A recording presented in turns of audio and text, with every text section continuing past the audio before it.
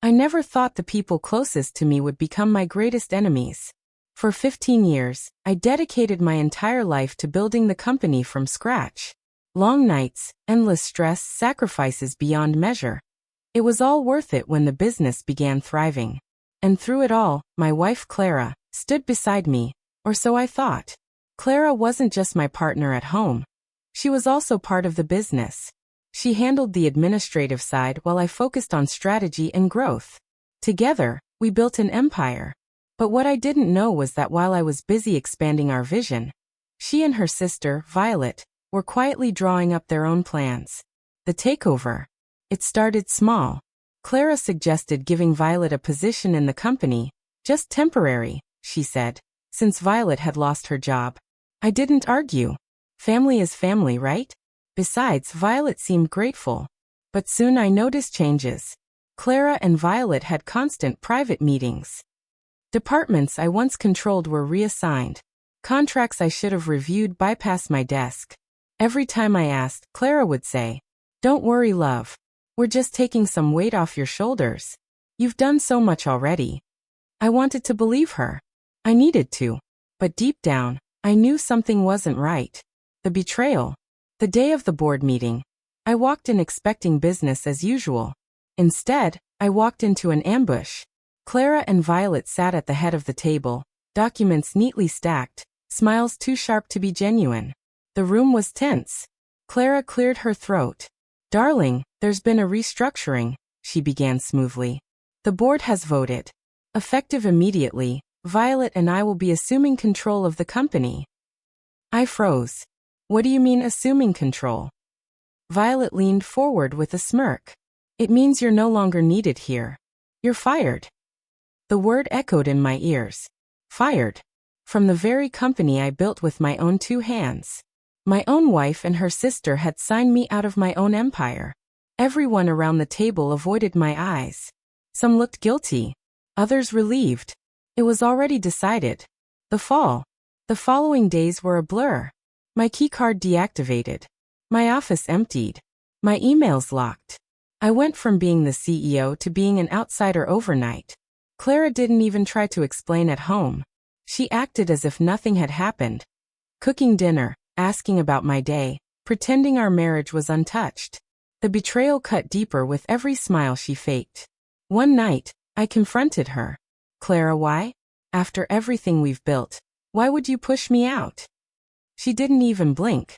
"Because you were in the way. You built the company, yes. But you also built it for me. Now Violet and I will take it further. You should be proud." Proud? I was seething. But I stayed quiet. Because by then, I realized something. They thought they had won. They thought I was powerless. But they didn't know what I had already set in motion. The secret plan. You see, when I started the company, I never trusted anyone fully. Not even Clara. So I created backups, silent shares, hidden clauses, and most importantly, leverage that I had files. Records of Clara's secret financial dealings. Evidence of Violet's shady contracts. Things that, if revealed, would destroy them both. But revenge wasn't my only goal. No. I wanted to make them beg. So I waited. The cracks appear. Within 3 months of their takeover, the cracks began to show. Clients complained about Violet's arrogance. Employees resigned under Clara's poor leadership. Projects stalled. Money bled. I watched from the shadows, silent, patient. Every mistake they made, I documented. Every loss, I recorded. And when the time was right, I struck. The revelation. One evening, as they hosted a grand party to celebrate their leadership, I walked in uninvited. The entire staff, partners, and investors were present.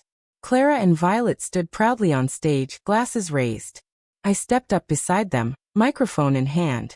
"Ladies and gentlemen," I said calmly, "before you toast, you might want to hear the truth about your new leaders." The room fell silent. Clara's face turned pale.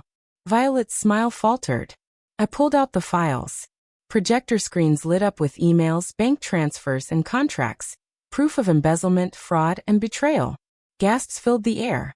"This," I continued, "is what they've been doing behind closed doors. Destroying the very foundation of this company. And they fired me because I stood in their way. Investors stormed out. Employees whispered in disgust. Clara tried to grab the mic, but I held firm. Violet shouted, but her words drowned in the chaos.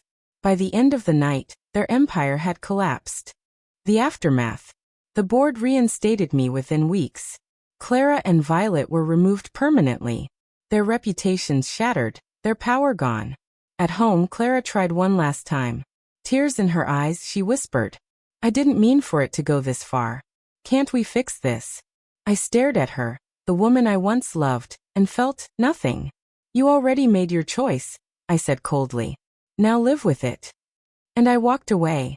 The final twist. But here's the part they never saw coming. My revenge wasn't just about taking the company back. While they were too busy betraying me, I had been building something new on the side. A second company. Stronger. Smarter. With all the loyal employees who left under their leadership. By the time Clara and Violet realized, my new empire had already risen, leaving them with nothing but ashes.